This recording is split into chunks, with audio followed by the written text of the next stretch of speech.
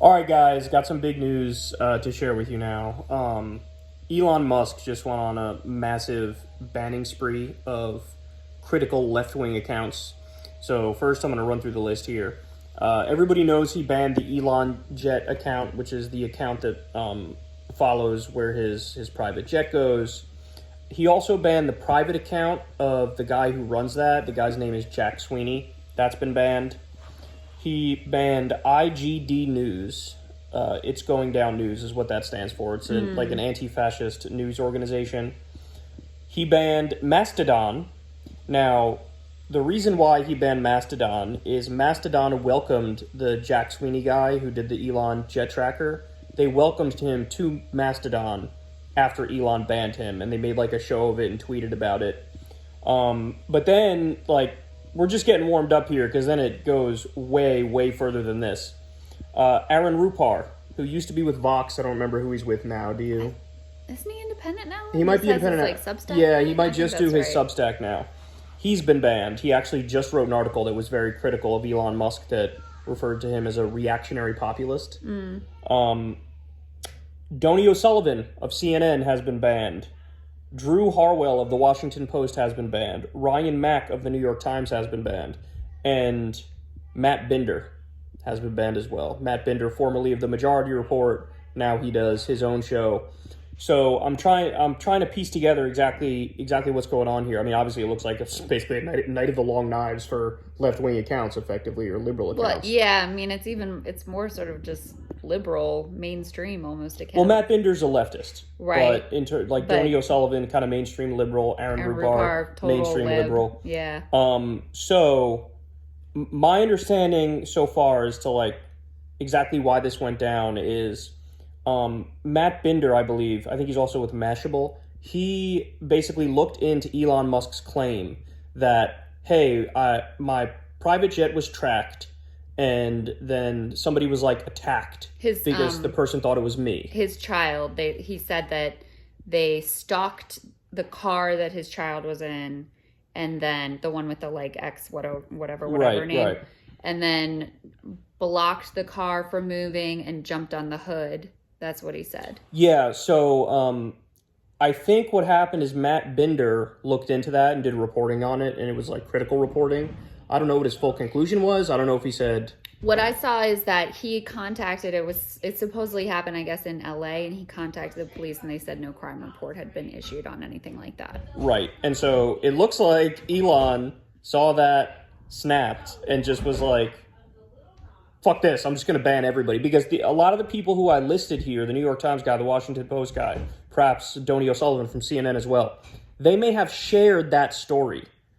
So it looks like Elon was like, fuck it, I'm going to ban all these people. Now, there's a few other things to point out here. Elon originally said, I wouldn't axe that account that tracks my jet because that's how much I believe in free speech. Right. Then he axed that account. Right. Okay. Now, there was a 1979 Supreme Court case which found that flight logs are public record. And so effectively you can't, that's perfectly legal and perfectly fine for this person to post it. He might not like it, and honestly, I understand him not liking that, but it's protected by the First Amendment. Now, I don't know what the details were of that case. I don't know why it's protected, but it's protected. So as long as the stuff is public, and what happened was Elon made this basically post hoc rationalization of anybody, what do you say? Oh, the new standard is if you're doxing somebody in real time or whatever. If you can post it with the delay, but not in real time. Right. Yeah. Now, again, you could agree or disagree with that, but the fact of the matter is the Supreme Court ruled on it. The flight logs are public. So you are allowed to do what that guy did. Right. And if his position, his original stated position Whatever's of how he legal. would run Twitter is any right. speech that's legal is going to be allowed on the platform. Comedy is allowed again on Twitter, et cetera, et cetera. And explicitly said this account he was going to allow, and then, just on a dime, rewrites the terms of service to apply specifically to this account, bans that account, bans this dude's personal account, bans people from even linking to his Instagram account, which does the same thing. And just to reiterate, The account, the Elon Jet Tracker account, it was just an automated reposting of already publicly available information. So the information was already out there for anyone who wanted to go and look it up. Right. Obviously, this makes it, easier to find, no doubt about it. But the info is already publicly available. So the idea, and then he was like, oh, and there's going to be legal action taken against this guy. Literally no lawyer There's in the no country way. would take that Insane. case because they know it's already established It's done. case law. It's Yeah. over. It's legal for him to do that, whether or not you like it. Now, if anybody was on the fence on the Elon jet thing, okay, well, there's nothing to be on the fence about once he starts banning people who shared reporting on the incident. Banning people like Aaron Rupar just wrote a critical thing about him. A lot of these people on this list have consistently been critical of Elon Musk.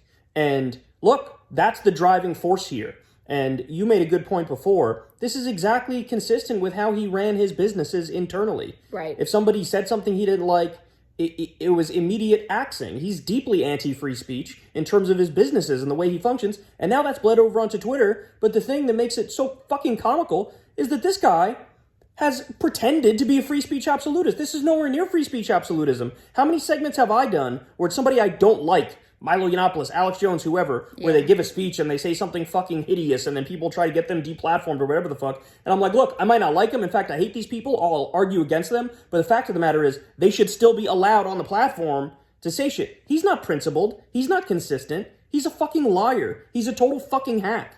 Banning the prominent CNN reporter, Washington Post reporter, Aaron Rupar, whatever you think of Aaron Rupar, there's no way he violated any fucking terms of service. Yeah. Nothing. Matt Binder? Are you kidding me? What are we talking about here? What a ridiculous list. And by the way, this list is going to grow. I guarantee you know who's on the chopping blocks next, Crystal? Ken Klippenstein. I'd be surprised if he doesn't get banned fucking tonight because this guy, you think Binder's been critical of Elon. Yeah. Ken Klippenstein is like fucking leading that charge. Yeah. Yeah. And With so, a photo of Elon and Ghislaine Maxwell and all that stuff. You've tweeted very critically about Elon. I've tweeted very critically about Elon. You could go at any fucking time because this guy doesn't believe in free speech at all. No. He doesn't believe in it at all. And that record with his companies was exactly why, when this happened, I was very skeptical that this was going to be any sort of improvement over the previous regime. And look, ultimately, whether you like Elon Musk or hate Elon Musk or think you align with his politics or don't align with his politics, you are not going to find your free speech solution in the hands of an oligarch. And he has made that so abundantly clear. Like, you can't like worry about displeasing the local oligarch and think that you're going to have free speech on a platform. So that's what this ultimately all comes back to. I mean, he's proving the point. You can't have this kind of control in the hands of anyone, not one single person, not a committee of a number of people. This is not the way that these platforms should operate because they are important and it does matter in terms of our digital public square. They're right about that when they say that. And I don't even buy that this is just about the whole jet thing because IGD News being banned, that's an anti-fascist news organization. This is adding to a very long list of anti-fascist Twitter accounts that have been banned.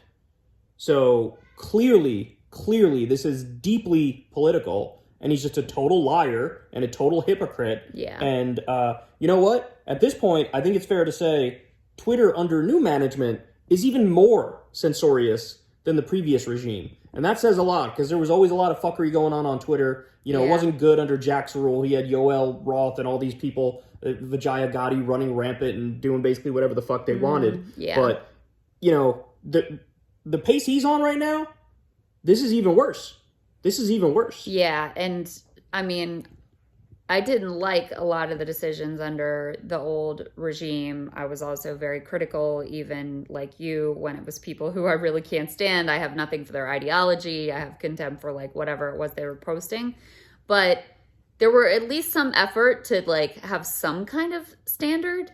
Here is just completely nakedly on a whim based on his own personal proclivities. Even his decision not to bring Alex Jones back. Right, totally personal. Yes, his decision on Kanye was when he temporarily banned him. He was like, well, when I saw that swastika, I was incited to violence. It's like, That's the not Trump thing. He standard. said, "Oh, I'm going to have a committee and we're going to like evaluate it with the Trump thing." And Right. he did a fucking Twitter poll that was And like he's like- 51-49. And he also said previously these things are full of like bots in these Twitter polls. They're Right. notorious to bring in bots, but then he takes it as fucking gospel. Every single decision he's made. And look, for anybody on the right, like everybody who proclaims to be a free speech absolutist, the Steven Crowders, the Ben Shapiros, the Dave Rubins, Yeah. I want every single one of these motherfuckers, don't do your shitty little like, oh, well, these people weren't for free speech, so do I really care? No, they reap what they sow. No, if you're actually fucking principled, you do what I do when there's somebody who gets banned who's on the right,